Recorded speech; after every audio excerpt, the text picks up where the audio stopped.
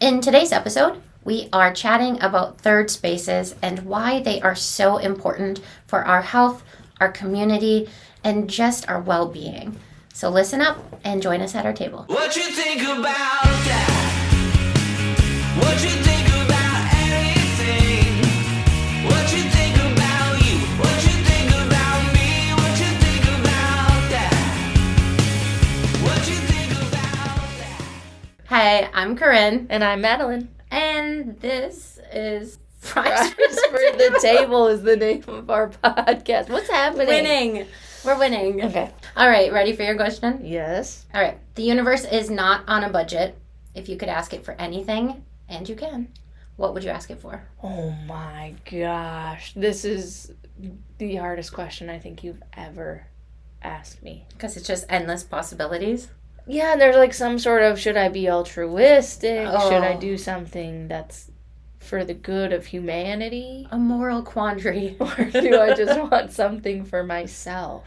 Can't you do both? I said unlimited. Like, you don't... But it's only one thing though, right? You put that limit on yourself. I literally said repeat limitless. The universe is not on a budget. If you could ask it for anything. For anything, and you can. What would you ask it for? I had to slip a little positivity on there. And you can. And you can. Okay, so it's not any one thing. It's anything. It's all the things I want. Yeah, look at, we could analyze the shit out of what you just did to that question. Yeah. All right, but let's not. You said if you could ask it anything. I feel like this is a genie question. You only get one question. I didn't limit it. I said the universe is not on a budget. She can do whatever she wants, and she will. What are you asking for? Also, remember how I gave my tree $1? I was just mowing the lawn and it's gone. I'm going to assume that means good things. I think it does. Okay, the universe could do anything for me. Corinne, I'm getting anxiety. Yeah, you are freaking out. I'm panicking. Can you answer this one? Sure. I could ask it for anything. I'm going to say that I want a very successful career that is limitless. Ooh. And I can like twist and turn it into any direction that my heart fancies. And I can go into any type of thing that I'm interested in, and then just pivot easily, and just be like, oh, and now I have a talk show, which would be a dream, or now I'm writing books, or now I'm doing public speaking, or now I'm hosting retreats, like all that kind of stuff, and it all just goes well. What else am I asking it for? I'm gonna say a giant left turn for the country. That'd be nice. Yeah, that'd be great. I had that thought flash across my mind. Yeah. In a more aggressive way when it was like, what could you ask the universe for? Right. You're just like, I would like us to catch up to the rest of the world, perhaps. Yeah, that'd be great. Bullet trains. Bullet trains. Give me trains across this country, that's please. Useful. Fuck yeah. And then I want yes, now juices I know. are flowing. I want this is gonna sound so cheesy, I know it. But like a healed earth. Like clean air and like water that's flowing, drought that's over, soil that has the right nutrients in it. Yeah. Like a refresh. Like a little redo. Mm-hmm. Took the kids to see Jurassic Rebirth. Oh my gosh, was it good? So good. Ooh. I was such an old lady though, because afterwards they were like, did you like it? And I was like, it was a little loud for me. I didn't need that much. The Dino movie was a little loud for me. If we could have turned it down just like a That's true at theaters notches. though. I think that's something. I don't need They've to turned feel it up it. too loud. It's like vibrating. It can't be good for your ears, I think. I don't think so. And remember I said I had that theory that like we're a more anxious society now because our movies and our commercials and everything's gotten too intense. Like too real. Too real. And we don't need to be experiencing things on like I don't need my bones shaking when the dinosaur roars. It's just unnecessary. Yeah. But okay, so there's that. What else you got? I would be living on some piece of that refreshed land. You would do so good on land. Yeah. Like I would. Just a little hobby farm. I could see that for you. Would be my vibes. I would like a career that supports me doing whatever random ass interest I have and having the time, energy, creative flow. Yes. To do that. Right. I think that's kind of similar to yours. If I could do anything, I want whatever my career gives me to be. Yeah. to then allow all that space for that kind of stuff. I would love that for you. This is a crazy question. I'm going to be spinning about this for a while, just so you know. Good. I hope it sits inside of you, percolates, Yeah, I want to know and what other you people start. would say. I hope you start asking the universe for it all. So today, What are we talking about? we are going to talk about third spaces. Oh my God, our favorite thing. My absolute favorite thing. Yeah. A third space is, let's say, your home. Stutter. Your home is your first space. Yeah. Second space is going to be work or school. Mm-hmm. Third space is a space that you frequent often. Mm-hmm. People know you. That's where you have community. Community, that's where you are known. It's like a place to gather. Yeah. Often the best third spaces are free. Yeah. That means it's accessible to anybody in that group. Mm-hmm. Right? So like that's what so third space. And we're talking mostly about how they don't really exist anymore. Or it's hard to find them. Yes. And I would say, I think from what I've heard, I've never lived in another country, but what I've heard is they do exist in other countries. Yes. Yeah. Yes. But it's not a very American idea. Yeah. Because here it's mostly about the individual home. Yep. That's where you're going to spend the most. Nuclear family. Your nuclear family, you're going to spend the most amount of your time is in your home or at your workplace, which for a lot of people has now become their home. Yes. So first and second have now become one. And then there's not a lot of spaces that you gather for free at that where people get to know you. That's the important part.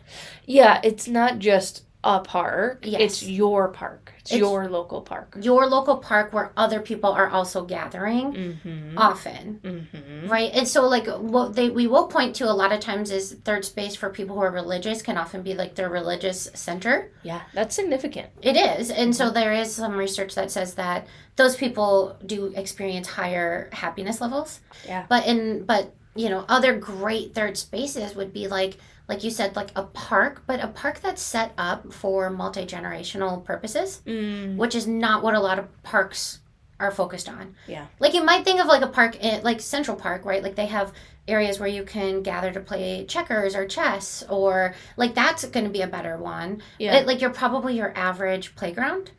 It's gonna be maybe like younger kid focused, but it doesn't, not usually a lot of shady spots, not spots to do other things like that. That's a whole tangent I could go off on Shade? about why they don't build playgrounds near shade. I know, I don't What get it. is wrong with these I'm people? guessing it has something to do with maintenance, like I maintenance just don't costs. care.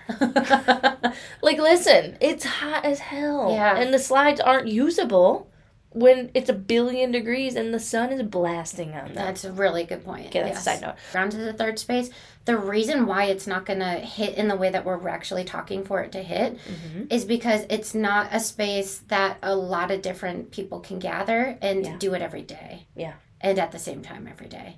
And have the kids occupied and safe so that the adults are doing something else. Because that's part of third space. That's why the church thing works, is because all of the kids are occupied and they're being taken care of. The adults are doing adult things, having adult conversations and adult connection. Yeah. You see what I'm saying? You don't think a playground could do that? I think a playground definitely could do that. I don't think our playgrounds do that. I think that it could. I don't think it does. Because people aren't going into those spaces looking for that. Yes. And the ones I'm thinking of are very specific and particular, and they're not walkable. Oh, None there of you them go. are walkable, There which you I go. think is a component. Exactly. Of Now it's out. we talk regularly of it needs to be Proximity. kind of local for you. It has to be close. The same people are frequenting it at the same time. Yes, Right. people from all over the metro are going to this really cool park Yep, they're going to go once on a Saturday on a special and then occasion. it's 2 months. Oh, we should go back to that park. Yeah, Exactly. So now you're not getting to know the other people. So that's where it's like that piece is failing. Yeah. And okay, so like the reason why it is so important is because third spaces create a place for people to gather, to get to know each other, to spend time and build community, to have those relationships develop, to be, you and I have talked about this idea of being known, and I feel like I just keep saying it over and over, but it's so important to walk in somewhere and to have people know you. They don't even need to like you, right? It's not about... They recognize you. They recognize you. They've seen you over time. Yeah. that's a huge piece to this, right? Is it's like, it's not I've known you for 6 months. It's I've been aware of you and your family for the last several years. Yeah. I've seen different iterations of you. Yeah. And like what's really important about that, I think, is that you have people who are sort of paying attention and paying witness to each other's lives. Yeah. And when that is taken away, where's the belonging? That's Exactly. so intense, but it's true, right? Where's the belonging? If nobody knows me in a given day, and where I'm not coming to work, people could not know a thing about me. Like, they couldn't, I would see nobody I know. And if you're not great at like opening up and like telling people about like, here's what's happening in my life, here's what's going on, like you could easily get overlooked in our society for a long time. Yeah, and that's really lonely. That's isolating to feel that way. Very lonely and isolating. Yeah, when I think about that, I feel lonely when that happens to me. Yeah. Like a weekend where I don't see anybody because I don't have that natural third space. And if I don't see anybody, then I'm not seen also. You're not seen. Yeah. Mm-hmm. Okay, the whole weekend feels like it just kind of like went by. Yeah. Right? But when you have those weekends where you've planned to get together with others and you've gotten those check-ins, you've gotten together, that connection. Yeah, or even if you run into people, like when we were at the beach a couple weeks ago and we ran into a school friend of Tony's, and that was like, but this is like the third space would create that every week or multiple times a week, right? Exactly. And it felt so good to, oh, how's this thing? How's that person? Whatever, you know? It's ease. Yes. Right? Like, if it's constantly happening,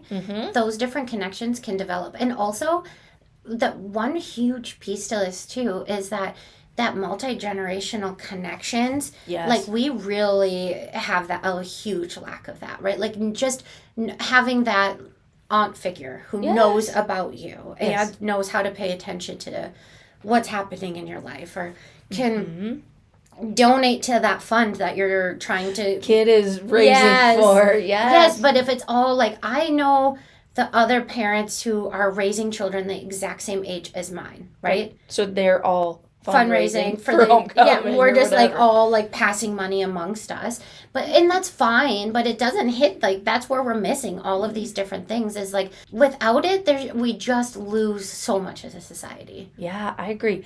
And also I know we've talked about it, but the inter-age play, and oh gosh, yes, we've talked about this a lot before, in the third space it frees up a lot more opportunity for that, and how useful that is for kids and learning, and how useful it is for the parents. Because absolutely, if there's a 12-year-old hanging around that I know of, I kind of assume they've got an eye on my kids. Yes. Fair or not, it's just like, that's kind of the dynamic of it. Yeah. Well, if it was like a true third space, you would know that kid. I would know the 12-year-old. Yes, you know, so I'd be you like, know their capabilities, you know what they're okay with. So it's not like, oh, I'm taking advantage or I'm using this 12-year-old. It's like there's a 12-year-old who's going to there's context. Keep a 6-year-old in line and not let them throw rocks at a window or something. Exactly. Or come tell me, because they know me, right? They'll come say, hey, your kid's throwing rocks at a window. I do think that there are certain, like, immigrant communities that have better third spaces. That they've been able to create that. I'm thinking of my kids, the school that they used to go to, there was a huge focus on diversity. And so we got to know a lot of immigrant families, and they were all cousins, and I'm doing air quotes. Yeah. Do you know what I mean? And like they would gather at each other's houses, so you're putting in the first space, but like it was like a come and go sort of situation. And my son would be invited a lot. Yeah. And so I think that does happen a lot easier for. I think what we talk a lot about is specifically like white culture, right? I know, it's what we know. Yeah. Can I say one other thing about third spaces and multi-age? Yeah, love it. I think we've talked about this before too. We've talked about it a lot before. The idea of, you've said this, not everybody that's there is going to be your favorite person. Yes, and that's the benefit important. of a third space is being around people who aren't those chosen people. And I think it's the same with kids, right? It might not be your preferred person or your top people, but if this is the group that's here, you learn to mingle with different people. Yes, I think that with the lack of third space in today's culture, we have lost a lot of tolerance. Yes. An ability to tolerate different types of situations. And I think that's a huge loss to us. Yeah. Because, yeah, I think you being around people who aren't your favorite people, but, you know, you're there to do the same type of job, or you're there to do volunteer for the thing, or get the food ready. Adaptability is what is lost, I think. You know what I mean? Like that ability to be like, like I'm not going to respond to that thing, or I'm not going to, you know, I'm learning how to tolerate that annoying behavior that I don't prefer. Yes. But it's okay because not everybody has to be your favorite person, and like it's kind and you of can not still be in community with those people. Exactly. It's I was gonna say it's not like it's actually not that normal to only be around people that you like are like, oh yeah, I love them so much. Like we've got to get better about spending more time around different types of people. I think yes. that is helping. Maybe this might be a leap, helping with the division that's happening in the country. Yeah, because I don't have to be around. I get to choose whatever little circle I want. Yeah. And if I'm only focused on, I think this is something about community building, right? Which is third space, obviously, is part of that. Is if you're only focused on those really deep, intimate relationships, that's actually not community. Like, it's not the only... Yeah. That's a component of community, but I feel like we've gotten so... Yeah, I'm focused on I only need 2 friends. Like, or you know that study that's like you only need 2 close friends or whatever that is? Yeah. I feel like, yeah, you do need close, intimate people, but if that's the only people that you have in your life, it's kind of lonely. It's kind of isolating. Yes. If you don't have the broader random person that you see on Saturday afternoon at whatever place and in the third space that you know, they know you're having some small talk, you're left with such a small little group of people. Absolutely. And like I think part of that too is when you only are around your 2 people, you're almost like creating codependency. Yeah. Right? Because you're not learning how to invest differently into different types of relationships. Like it's going to cost you different things. Like you don't have to put your all into a gathering of people who aren't your most favorite people. And that's okay. Like there actually should be some gatherings that are a little superficial or are a little, there to only serve the purpose of, we're bagging lunches for so-and-so or like whatever the task is. You know what I mean? Yes, I agree. And I'm thinking to that, it's not a study. I think it was just an article about, do you have anybody in your neighborhood that you could ask to feed your dog if you're just like in the hospital or something? Oh, yeah. And it's a huge percentage of people that say no. Oh, really? Yeah. And I think I'm in that percentage. I think, yeah. Oh, and I mean, yes. I'm actually, I'm a little disappointed with myself. I was mowing the lawn.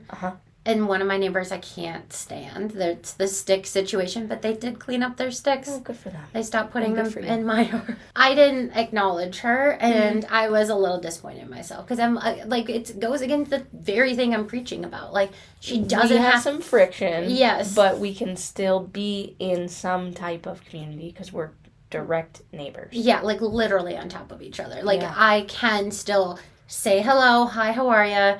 Yeah. Like there should still be some of that. So I'm a little disappointed in my Minnesotan passive aggressiveness that just built so deep into these bones that I did it. You know what I mean? I hear you. So I got to push back against that. It's good to check yourself about that. I'm gonna. I introduced myself finally to that neighbor, remember? Yes. Okay, so 3+ years. 3 years. I was so happy when you said that. I was like, that's exactly what needed to finally happen. Yes, and we had a conversation. Yeah.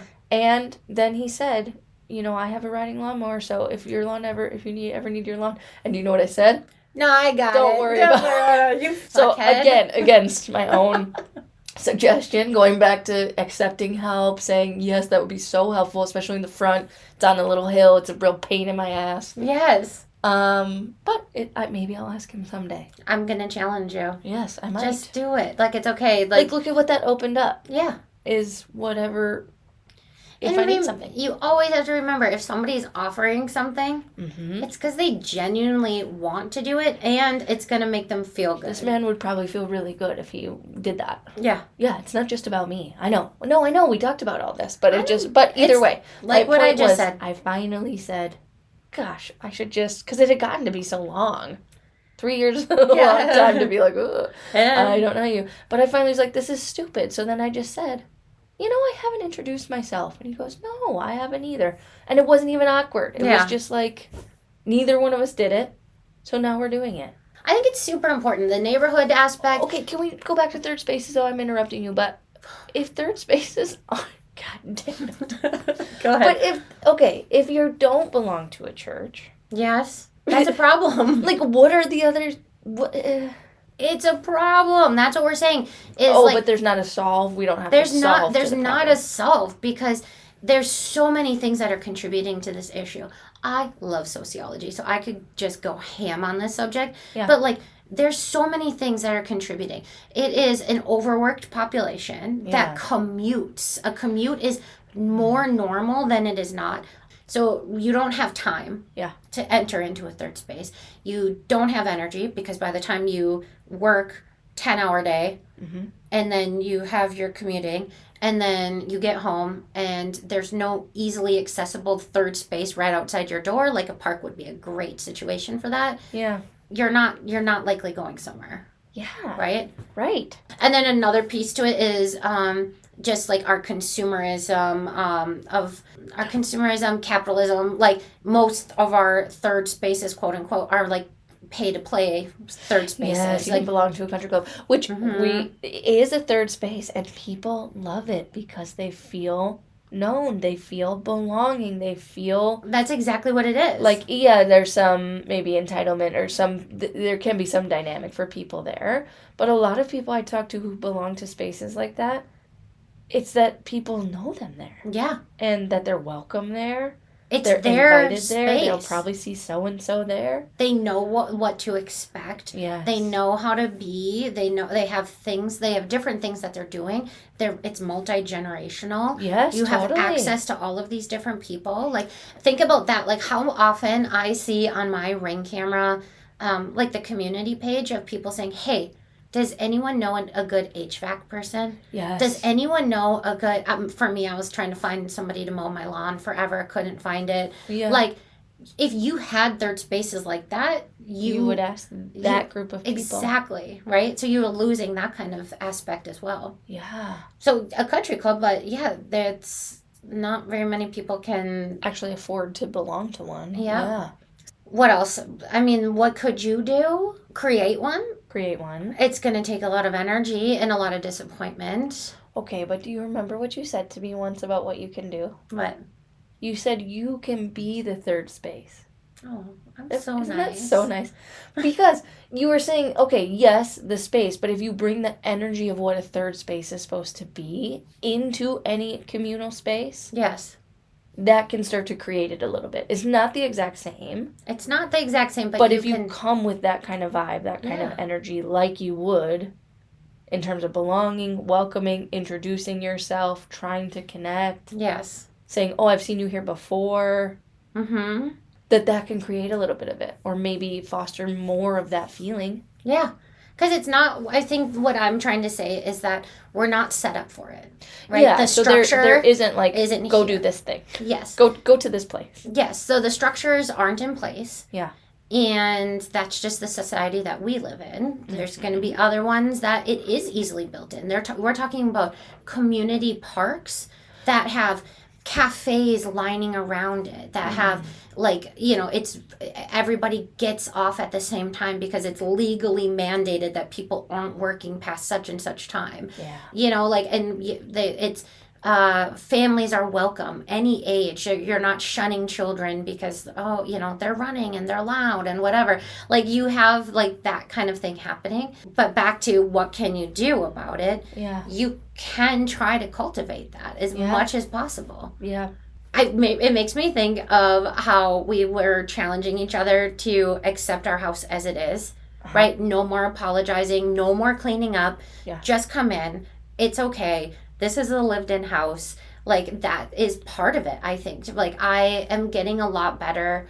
I got, like, I don't know. I got a little weird for a little bit of, like, oh, like, It has to be. I, like, for some reason, I think it was, like, maybe a little bit of Pinterest influence, maybe, like, the influencer Instagram culture kind of thing, kind of, like, both congealed in my mind for a minute. And all of a sudden, I was, like, kind of, like, putting these weird pressures on myself of, like, I wanted to host.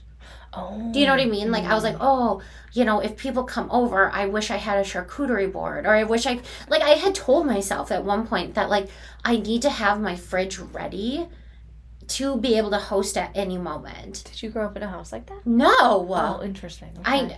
I think it's the Pinterest and the Instagram-y and, like, that kind of thing. Yeah. It's kind of got into my head for a little bit. And so I actively pushed back against that, is what I'm trying to say. Is, like, that's why I was like, I'm opening my door at any time, whoever. It's not a big deal. I'm not going to change my clothes. I'm not going to clean up. My house is not gross. I'm not saying it is. No. It's not, but it's like, it's more about just see it for what it is. It's fine. And I've never walked into somebody's house and been like, you didn't clean up. No. Never once have I thought anything about it. So you can, even though your home is a first space, you can bring a bit of the energy of a third space. I think because we're not set up for actual third spaces, unless you belong to a religion. Or a country club. Because those aren't as accessible, thinking about, can you pull some of that energy to the spaces that already exist? Whether it is your park, whether it is your own home, this kind of free-flowing, you're welcome, I've seen you before, come on in. Exactly. Mm-hmm. The other piece that you can get some of that flavor for third spaces, I think, is community sports. Like adult softball? I think both. Or do you mean kids? Or both? I'm thinking both. Like the community sports aspect. Like, if your kids are on teams, you're getting to know those other families. Yes. Their older siblings, their younger siblings are there. You're all gathering at the same time, same spaces. It often opens up for other, like, types of gatherings too, of, like, oh, it's so-and-so's birthday. They're inviting the entire team. Or Let's grab pizza after the game. Or the parents are going to go out for drinks. Now, once your kids are older and they can all go do their own thing, like that kind of stuff.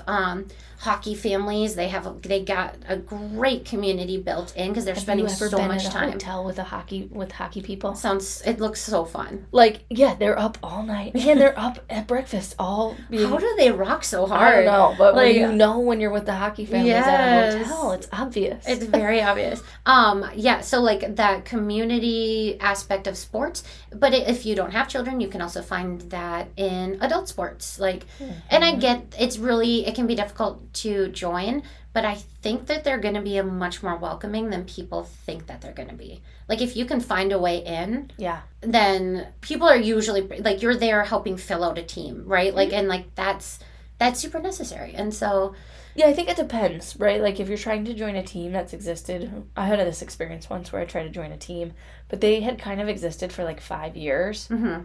And so being the one extra wasn't very fun. That just happened to me. Okay. So right? Like, that's what I was trying to tell you. Yeah, I was like, they've been together a long time. They knew each other's, like, strengths and weaknesses, and there's nowhere for me to go. And so, like, every place that I was put, one person in particular was like, no, not there. And, like, I'm a very confident person, but even I was like, fuck, I just want to leave now. This isn't fun. Yeah, if, like, there's nowhere for me to be, then, like, I just don't need to come. Like, it's fine, guys. Yes, and it's just, I guess it depends, but if the team just needs a body versus if they're a bigger, inclusive team. Yes. That's going to make a difference. Okay, so let's say something about this. Yeah, please. Because you said that to me last night, so I want to tell other people, is that if you're trying to do something for yourself and it's just not working out, it's okay to call it. Yes, you get to say, you know what? This is not serving the purpose. Exactly. That I meant it to. So I don't have to keep doing this thing. Yes, I can, as long as you're not leaving people hanging. Yeah, don't be rude. Well, don't be a dick about it. But, like, yeah, you can be like, you know what? This just, this wasn't the right situation. But also, like, stay hopeful. Keep yourself open to a new situation that can come. And because my good friend has a saying, she's like, if you have like a car parked in that space, Uh-huh. there's no room for a new car to park. Oh, that's a nice saying. I like that. Right? And so like that idea is in this thing is like if you're sticking with something that's not really a good fit, there's not a lot of space for a good fit to show up. Right. So sometimes you need to just clear that out and then create the space for the new good fit. Yes, and I'm so glad you said that because I was thinking that when you went into, hey, that's my experience right now. It's something I know about you is that doesn't mean you're never going to join a team again, right? Girl, I'm going to be on so many teams in my lifetime. Exactly. But I think for a lot of people an experience like that can feel like, oof, I guess unless I'm joining a team where I already know a fair amount of people, it's not going to work. Yeah. And that doesn't have to be the case. It's like that was the dynamic of this situation. Yes. Can call that. And do it again. Like I think that idea of, oh, I tried that once and it didn't work out for me and I'm going to let it defeat me and say like, well, that's not in the cards anymore. Don't do that. You're just cutting yourself short, right? Yeah. Like I tried it, that wasn't a good fit and I'm open to the next good fit, right? Like keep yourself in that type of energy. Which can totally happen, I think, with the concept of being the third space, right? Yes. You can try it with somebody or a group of people and you're kind of trying to be that and you're just not getting the feedback, the reciprocity, they're not buying into that vibe. That's okay. Yeah. Let's just try it with some other people or in a different situation or the next opportunity. Go ahead. Be a goldfish. Have a little shorter of a memory of like what that was and just keep it moving, right? Like you just want to kind of adjust. Yes. But you know what else I was thinking of when you said that is that's a positive thing about third spaces that are like already established is it's a lot safer to branch out and try little things, right? Oh, so-and-so starting a rock band. Like I'm going to join it. Oh, that didn't really work out. So-and-so else is starting rock band too. I might be a better fit on a tambourine. Like that, it's a lot safer to be able to move in those spaces, I think. And because, here's another thing about it, is the consistency of the interactions is so significant. Because what I was just thinking is people aren't, you don't know what's happening with people, right? Very much so. So You're trying to bring this energy, you're not getting that feedback. It feels like, I'll point this energy at this person, a different person B. Well, person A might have just been having an off day, and it doesn't mean they're not interested in that. They're just not. Does that make sense? Like, absolutely. I've had that fairly recently. I had an interaction where somebody, I think, was trying to connect with me. Well, I know they were, because my kids had a hat on of the school they went to. So then they were asking, like, do they play baseball? Oh, whatever. And I was just in my own world. Like, I could have really created a lot more connection, conversation. And she was attempting to, and I just couldn't. I was just disoriented. I don't really know. But my point is, like, next time somebody did that to me or that same person, my response might be very different. And the thing that is third space and the consistency offers is somebody's having they're a little bit weird on that Saturday. Well, you'll see them the next Saturday. And be able to kind of assess. Yes. Right? Like you get that continuous interaction of people. Yeah. Instead of the pressure that is on a 1 or 2 time space. Right. Absolutely. Yeah. So it gives that opportunity each time. And also like it really significantly reduces the intensity level of each interaction. Yes, it lowers the stakes. Yeah, because you're going to see them every week for the next rest of your life is sort of the plan of a third space. Like that's what makes part of what makes it so special, right? Yes. Is like you don't have to be on all the time. Yeah. Something else about third spaces is the parenting aspect. Yes. Right? The mothering specifically. That's my experience. I don't know what to say about it. So you're going to keep hearing about it. But the mothering in community, the mothering in connection with other people. Yes. Utilizing other people who know you. They don't have to know you intimately, deeply on this intense level. They just know you exist. They know you are pregnant and now here's a baby. Mm-hmm. And you can utilize them for so many different things. All the things like time, knowledge. Older sibling stuff, hand-me-downs that you had a need. Hand-me-downs is huge. But also, like, if you're in third space, in community, in that third space, you also, like, when you're spending time with other people who are in the same type of situation that you are. Yeah. Oh, I forgot diaper rash. Here you go. Oh, Yeah. I don't have a diaper. Here you go. Yeah. Like that type of stuff too is so missing when you don't have those spaces where it's just okay to be. Yes. And to like have that the motherhood aspect of like parenting young kids. Yes, sharing snacks, like, oh, we have an extra, oh, no big deal. Yes. Just use our sunscreen. Yes. Yes, that's so significant. And I don't know if you've seen that thing recently. It's on my algorithm somehow.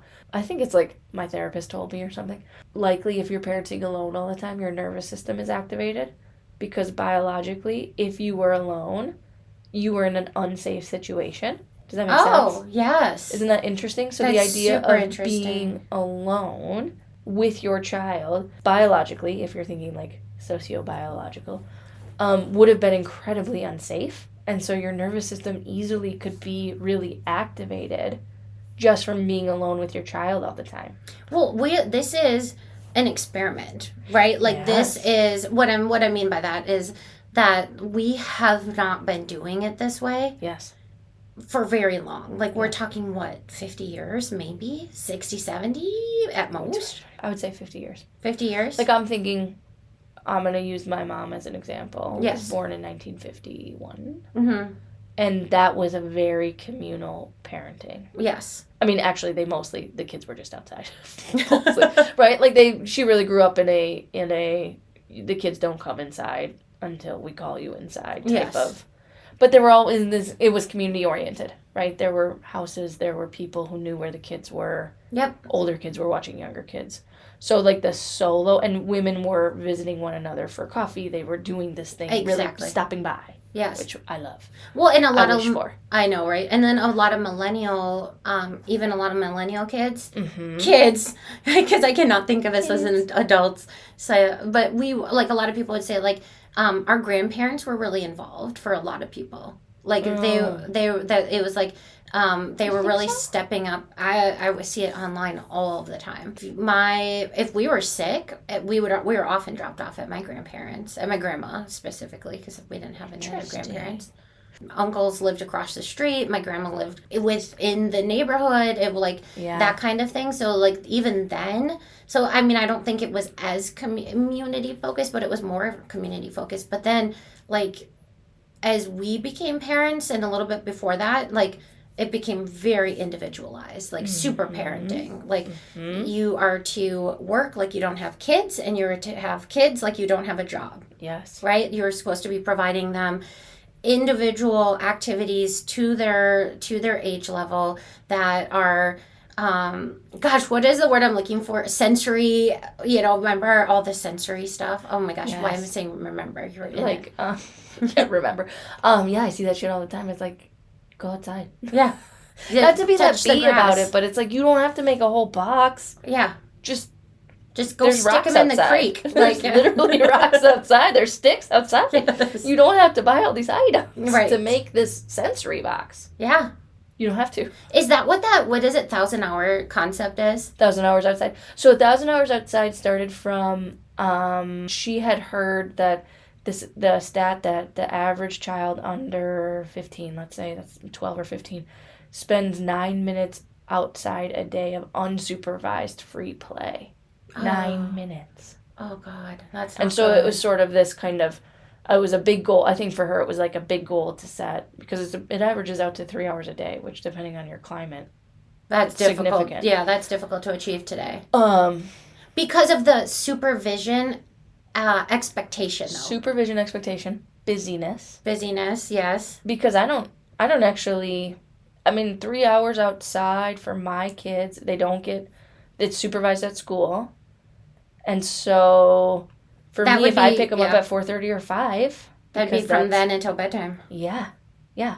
And again, doing that solo is so hard. That is one thing that outside, that 1,000 hours outside, there's different like groups now that have expanded into like a group for the state of Minnesota or the Twin Cities 1,000 hours outside where people do try to connect online. Oh, nice. And they try to connect to spend time in community. Because taking your kids to the nature center, you did that with me just the other day. Like, it's fun, but there were 2 adults and 1 kid. Imagine 1 adult and 2 kids. Right. No connection, versus going with a group of kids. Right.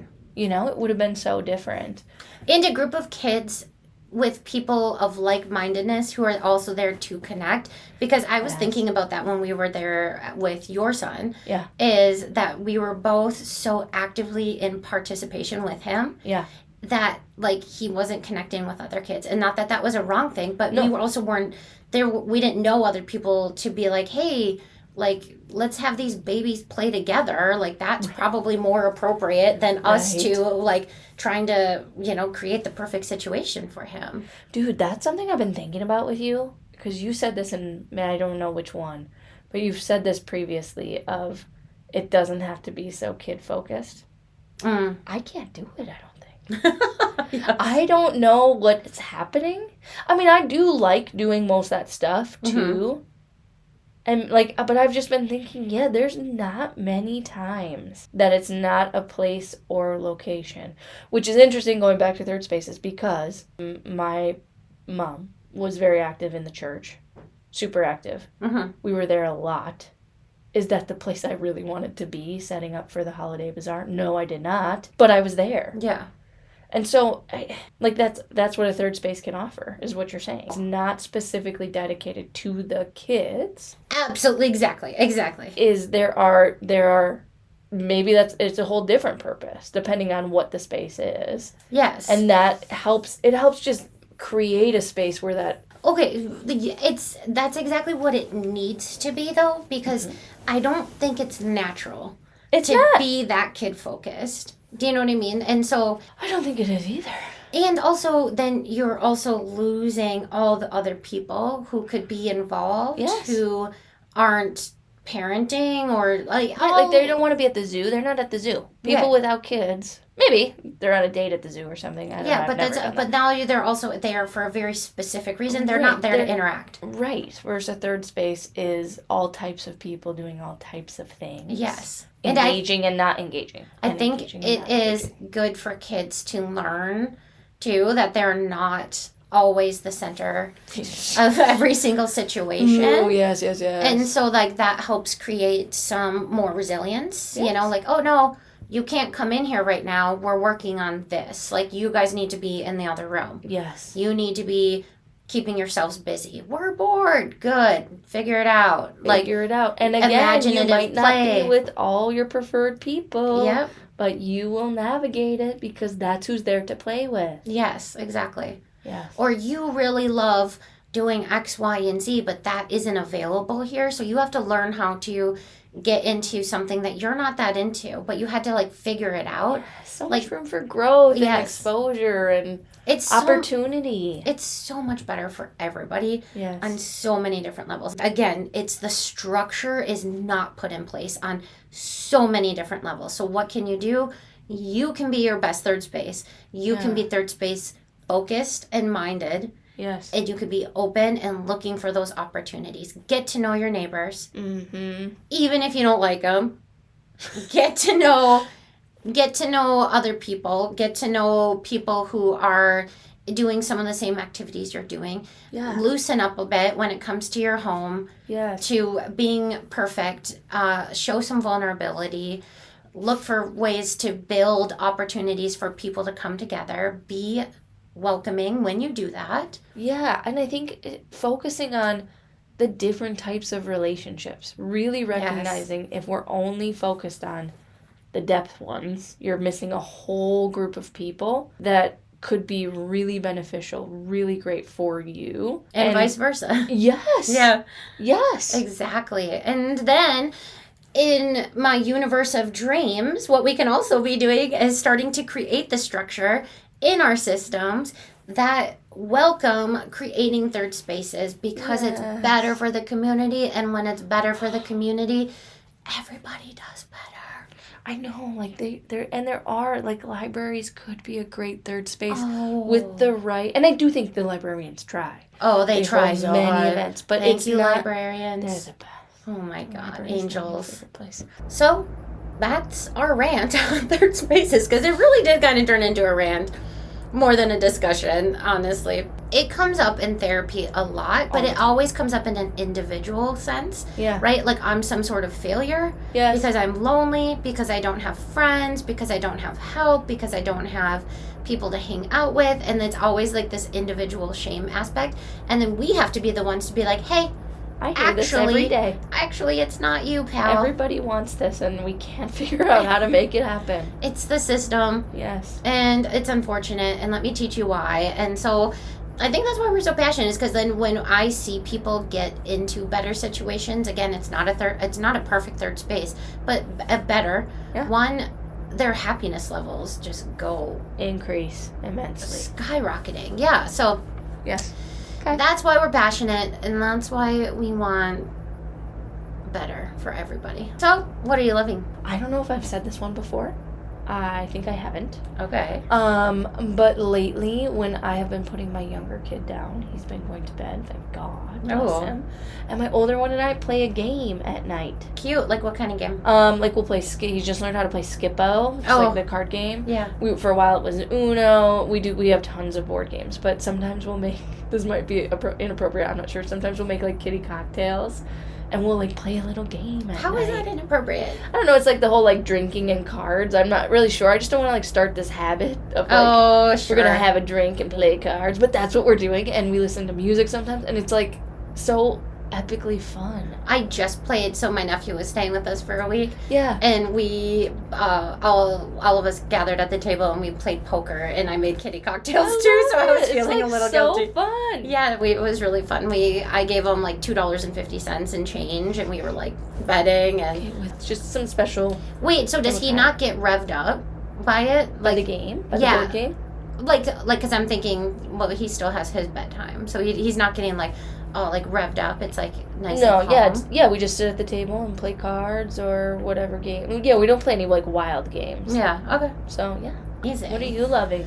I am loving. This is so silly, but I am loving being outside in the sun. Yeah. Or in water. So like on my paddleboard, or like this last weekend, I just sat in the water in a chair. Amazing. In one of those low beach chairs where you're like your and butt and legs are in the water, but your top is out. Oh. Yes, it was so perfect. My stomach is so burnt. I don't burn either, so like that's bad. Sunscreen.